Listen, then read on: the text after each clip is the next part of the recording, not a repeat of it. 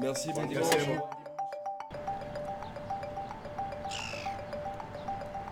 Vous, en tant que Suisse, vous êtes appelé à voter tous les 3 mois. Vous arrivez à trouver la motivation d'aller voter tous les 3 mois? Bien sûr. C'est pas trop souvent? Ah non, pas du tout. Je crois que mieux que ça on peut pas, c'est ça la démocratie. Merci. Les initiatives, elles partent du peuple. Les objets de votation en Suisse portent sur tous les objets imaginables. Merci, bon dimanche. On a de la chance de faire des initiatives et puis des référendums. On ne peut que regretter tous ces pays qui n'appliquent pas la démocratie directe. Ça vous fait rire? Alors ça, Vous dites qu'on est un peu fous, les Français. Les Gilets jaunes, ils réclament, eux, de la démocratie directe, des référendums. Ils ont raison? Absolument, ils ont raison. Vous savez, si nous, on n'avait pas eu ces votations-là, on serait contre le gouvernement, on serait en colère, on serait fâchés. Je vois pas de quoi Macron a peur. Les Français devraient voter tous les 3 mois comme nous. Ah, organiser des référendums tous les 3 mois, le rêve de certains gilets jaunes est une réalité pour les Suisses depuis 1848. Je vous emmène au pays de la votation, le RIC, à la sauce helvétique. Oui, je sais déjà ce que je vais voter, mais je vais pas vous dire. Ah bon, je vais voter stop, oui. Ici, le Parti des Jeunes Verts est à l'origine de ce qu'on appelle une votation, en l'occurrence un référendum sur une loi qui vise à protéger la nature. L'objectif, geler la création de nouvelles zones constructibles. Vous avez obtenu combien de signatures, votre parti, les Verts, pour pouvoir avoir cette votation, pour que tout le pays vote finalement sur cette mesure qui est la vôtre? On a obtenu du coup plus de 100 000 signatures, ça prend vraiment plusieurs années. C'est un projet qui vous tient à cœur. Maintenant, tout le pays va pouvoir voter sur ce projet. Ça vous fait quoi?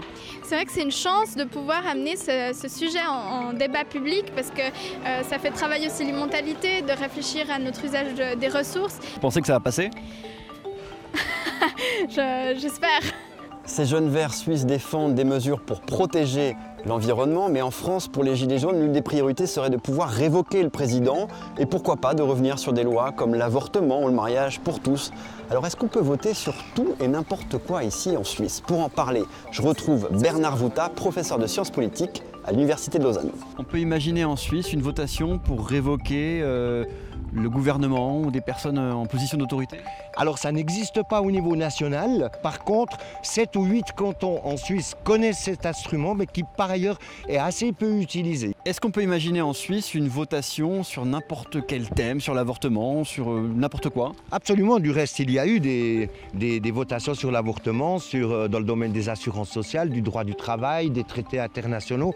Donc au fond, les objets de votation en Suisse portent sur tous les objets imaginables. Notamment à Genève, il y a un référendum qui va porter sur une loi concernant les relations entre les églises et l'État, dite loi sur la laïcité. Cette loi sur la laïcité m'intrigue. Il s'agit d'un vote au niveau local, cantonal comme on dit ici. Je décide de quitter Lausanne, direction Genève, pour en savoir plus. Stéphane Floret est député de l'UDC, un parti populiste de droite qui a suscité des controverses notamment en 2009, en soutenant un référendum contre la construction de nouveaux minarets. Cette fois-ci, l'UDC fait campagne pour interdire aux élus et aux fonctionnaires le port de signes religieux ostentatoires sur leur lieu de travail.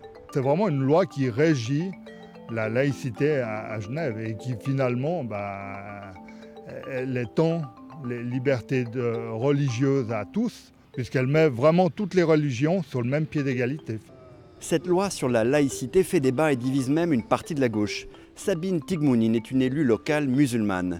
Épaulée par les Verts, elle mène la fronde contre cette loi sur la laïcité. Qu'est-ce qui attend à cette jeunesse? Le jour du vote, elle suit les résultats avec anxiété. Pour vous, avec cette loi laïcité, c'est la communauté musulmane qui est visée? Alors, c'est pas moi qui l'invente, c'est ce qui s'est passé durant les débats au Grand Conseil. Nous n'avons jamais voulu mettre en avant nos propres intérêts. Malheureusement, cette loi vient démontrer qu'une partie de la population va être exclue de tout un champ politique, professionnel. Et c'est ça les craintes que j'ai à l'avenir. Laïcité, 55,5% de oui. La loi sur la laïcité a été approuvée à Genève à 55%. Ce résultat pourrait ouvrir la voie à un vote national sur les signes religieux. Le projet contre la bétonisation porté par les Verts au niveau national a quant à lui été rejeté à plus de 60%. Merci, bon dimanche, au revoir. Bon dimanche.